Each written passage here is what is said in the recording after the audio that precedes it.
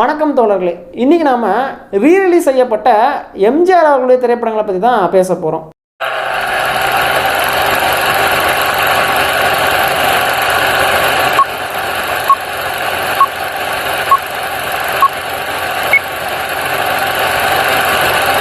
முதன்முறையா rerelease செய்யப்பட்ட படம் என்னன்னா உலகம் சுற்றும் வாலிபன்.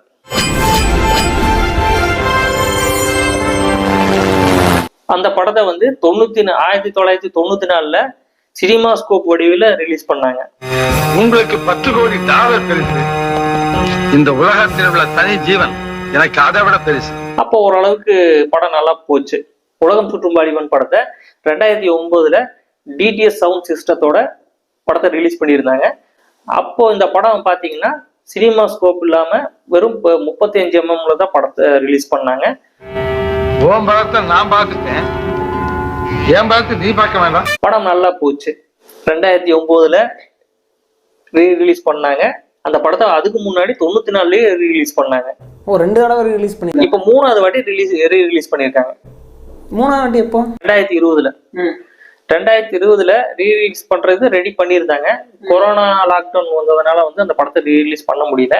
லாக்டவுன்னால முடிஞ்சதுக்கு அப்புறம் அந்த படத்தை ரீரிலீஸ் பண்ணாங்க. 4K டால்பி அட்மாஸ் அந்த மாதிரி சவுண்ட் டெக்னாலஜில படத்தை ரிலீஸ் பண்ணாங்க.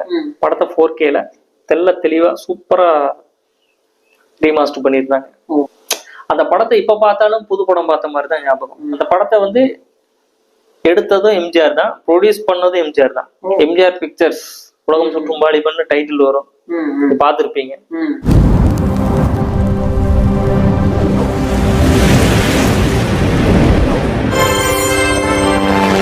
எம்ஜிஆர் தான் படத்தையும் தயாரிச்சாரு, படத்தையும் எடுத்தாரு. படத்தோட ஹீரோவும் அவர் தான்.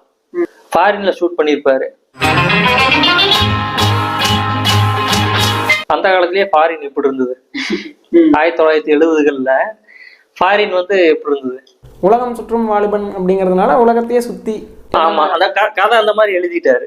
அந்த படத்துல 2 எம்ஜிஆர் இல்ல, அண்ணன் தம்பி. அண்ணனுக்கு ஆபத்து, தம்பி ஹெல்ப் பண்ணுவாரு, வில்லன் கிட்ட இருந்து காப்பாத்துவாரு. அந்த கான்செப்ட தான் படத்துல வச்சிருப்பாரு. அத அவ்வளவு இன்ட்ரெஸ்டிங்கா கொண்டு போயிருப்பாரு. பட்ஜெட் படமா தான் எடுத்தாரு. படம் சூப்பரா ஓடிச்சு. அப்புறம் குழந்தைங்களுக்கு ஒரு பாட்டு பாடியிருப்பாரு, சிரித்து வாழ வேண்டும் பிறர் சிரிக்க வாழ்ந்திடாது. சிரித்து வாழ வேண்டும் பிறர் சிரிக்க வாழ்ந்திடாதே. அந்த பாட்டு நல்லா ஹிட் ஆச்சு. இன்னொரு பாட்டு அதை கொஞ்சம் டிஃப்ரெண்டா எடுத்திருப்பாரு. அதாவது ஒரு கண்ணாடி பாக்ஸ், அதுல ஒரு பொண்ணு நீச்சல் அடிச்சிட்டு இருக்கோம். அங்க கேமராவை வச்சு ஒரு பாட்டையும் ஷூட் பண்ணிருப்பாரு. அவள் ஒரு நவரச நாடகம் அப்படின்னு.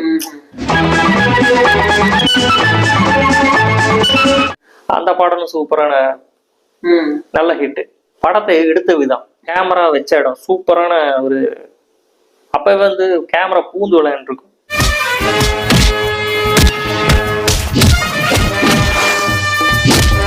ஆங்கிள் தான் எந்தெந்த இடத்த எப்படி எல்லாம் காட்டணும்னு எம்ஜிஆர் சூப்பரா பிளான் பண்ணி காட்டியிருப்பாரு. அந்த படத்தை இப்ப ரீரிலீஸ் பண்ணாலும் பாக்குற கூட்டம் இருக்கு. ஒருத்தருடைய அழிவுலதான் இன்னொருத்தருடைய வாழ்வு இருக்கு நம்புற காலம். அப்புறம் அதுக்கு அடுத்த படம் அடிமை பெண். அந்த அடிமை பெண் படத்தை சினிமா ஸ்கோப்ல ரிலீஸ் பண்ணாங்க. கட்டுக்குலையாத வனப்புடையான். அந்த படத்தோடைய ஒரிஜினல் சவுண்ட் ட்ராக்கை டிடிஎஸ்ஸா கன்வெர்ட் பண்ணி ரிலீஸ் பண்ணாங்க. அந்த படமும் நல்லா போச்சு. அந்த படமும் 2009 ரிலீஸ் ஆச்சு. மத்தவங்க கால்ல இருக்கிறவங்க உடைச்சிட்டு கடைசியா உங்க கால் உடைக்க வராமா. ஏற்கனவே 2009 அடிமை பெண் படம் ரீரிலீஸ் செய்யப்பட்டது. அந்த படத்தை 4K டிஜிட்டலா கன்வெர்ட் பண்ணி 5.1 ஆடியோ சரவுண்டோட படத்தை ரீரிலீஸ் பண்ணாங்க. ரீரிலீஸ் பண்ணதுக்கு அப்புறம் படம் சூப்பரா ஓடுச்சு.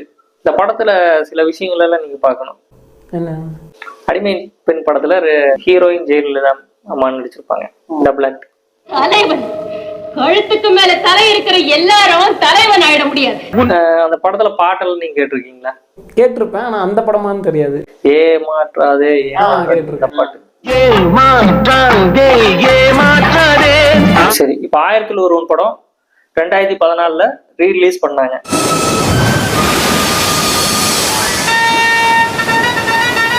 அந்த படத்தை பார்த்துருக்கீங்களா? பார்த்துருக்கேன். 1000ல் ஒருவன் பார்த்துருக்கேன். ரீ ரிலீஸ் பண்ணும்போது பார்த்தீங்களா இந்த படத்தை டிவியில் பார்த்தீங்களா? இல்லை, யூடியூப்பில் பார்த்தேன் அந்த படத்தை. யூடியூப்பில். சரி. ரீ ரிலீஸ் பண்ணப்பட்ட வெர்ஷன் தான் யூடியூப்பில் போட்டிருந்தாங்க, அதை தான் பார்த்துருந்தேன். கொள்ளைக்காரனா நானா? சரி, ஓகே. இந்த படத்தை வந்து தியேட்டரில் ரிலீஸ் பண்ணாங்க. 150 நாள் இந்த படம் ஓடிச்சு.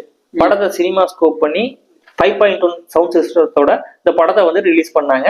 படம் சூப்பரா ஓடிச்சு. பேசாமல் பூங்கொடி கொஞ்சம் விளையாடி விட்டு வருகிறேன். எம்ஜிஆர் நடிச்ச அடுத்த ரீ ரிலீஸ் படம் வந்து நாடோடி மன்னன். ஃபர்ஸ்ட் ஹாஃப் வந்து பிளாக் அண்ட் ஒயிட்டாகவும், செகண்ட் ஹாஃப் வந்து கேவா கலர்லயும் படத்தை வந்து எடுத்திருப்பாங்க. அப்பவே அந்த colour difference black and white. First half வந்து black and white, second half வந்து Geva colour. First half second half. ஆமா, அந்த படம் வந்து 3.5 மணி நேரம் ஓடும். சரி, பெரிய படம். ஓகே. அந்த படத்தை வந்து ரீ ரிலீஸ் பண்ணியிருக்காங்க. சினிமா ஸ்கோப் பண்ணி 5.1 டால்பி சரவுண்டோட வந்து படத்தை ரிலீஸ் பண்ணியிருக்காங்க. டிடிஎஸோட ரிலீஸ் பண்ணியிருக்காங்க. அந்த படமும் நல்ல வரவேற்பு இருந்தது. நாங்கள் காக்காயும் அல்ல குருவியும் அல்ல, மனிதர்கள். ரீ ரிலீஸ் பண்ணும்போது படத்தோட டைரக்டர் பாத்தீங்கன்னா எம்ஜிஆர் தான். அவரே டைரக்டர் வேற பண்ணாரு. படத்தை ப்ரொடியூஸ் பண்ணதும் எம்ஜிஆர் தான். சூப்பர். சூப்பரா எடுத்திருப்பாரு. படம் ஃபுல்லா வந்து பாத்தீங்கன்னா அவ்வளவு இன்ட்ரெஸ்டா போகும். அடுத்து என்ன நடக்குங்கிறத வந்து சூப்பரா எடுத்திருப்பாரு. சிறை சென்ற பிறகுமா இன்னும் புத்தி வரவில்லை? சிறைச்சாலை அமைத்து அவர்களுக்கே அது இல்லையே. படம் பார்த்துருக்கீங்களா? இல்லை, பார்த்தது இல்லை. ஆனால் இந்த நாடோடி மன்னன் அப்படிங்கிற டைட்டில் கேட்ட உடனே எங்கள் தாத்தா சொன்ன ஒரு விஷயம் எனக்கு ஞாபகம் வந்துச்சு. என்ன அப்படின்னா, இந்த படம் எடுக்கிறப்போ நான் எம்ஜிஆர் அவர்கள் தான் ப்ரொடியூஸும் பண்ணியிருக்காரு. அவர் வந்து அந்த படம் ஓடிச்சுன்னா அவர் மன்னன், அந்த படம் ஓடலைன்னா ஒரு நாடோடி. அதனால் அதைத்தான் வந்து டைட்டிலாவே வச்சிருக்காரு, நாடோடி மன்னன் அப்படிங்கிற மாதிரி. அவரு டைட்டிலா வந்து நாடோடி மன்னன் தான் வச்சாரு. படம் ரிலீஸுக்கு முன்னாடி சொல்லிட்டாரு, இந்த படம் ஓடுச்சுன்னா மன்னன், ஓடலைன்னா நாடோடி அப்படின்னு சொல்லிட்டாரு. படம் ரிலீஸ் ஆச்சு. படம் நல்லா இருந்தது, நல்லா ஓடிச்சு. பாடலும் நல்லா ஹிட் ஆச்சு. இப்போ அவர் மன்னன் தானே. ஓஹோ, நீ நம்ம போலதான் போல இருக்கு. படம் ரிலீஸ் ஆகி நல்லா ஓடினதுக்கு அப்புறம் அவர் மன்னன் தானே. தமிழ்நாட்டுக்கே அப்புறம் மன்னர் ஆயிட்டாரு. மன்னன் தான், இப்போ அவர் மன்னன் தானே. அவருடைய ரசிகர் மனசுல எப்பவும் மன்னனா தான் இருக்கிறாரு. நாடோடி மன்னன் படத்துல வந்து தூங்காதே தம்பி தூங்காதே, சோம்பேறி என்ற பெயர் வாங்காது, அதெல்லாம் நல்ல ஹிட்டான பாடல்கள் தானே. தூங்காதே தம்பி தூங்காதே. இப்போ வரைக்கும் அந்த பாடல்கள் இன்னும் கேட்டுட்டு தான் இருக்கிறாங்க எம்ஜிஆர் ரசிகர்கள். அவங்க எல்லாம் வந்து இப்போ அந்த பாடல்கள்ல கேட்டுட்டு தான் இருக்கிறாங்க. அந்த அளவுக்கு இப்போ வரைக்கும் கேட்கறாங்க அப்படின்னா வந்து பாடல் எந்த அளவுக்கு ஹிட் ஆயிருக்கும், பட்டி தொட்டி எல்லாம் உடிச்சிருக்கும் இல்லையா. சரி, ஓகே நண்பர்களே. ஸோ இதே போன்று இன்னும் நிறையா சினிமா கண்டென்ட்களை பார்க்கணும்னு நினச்சிங்கன்னா மறக்காமல் நம்ம நந்து சினிமா விலாக் சேனலை சப்ஸ்கிரைப் பண்ணிவிடுங்க.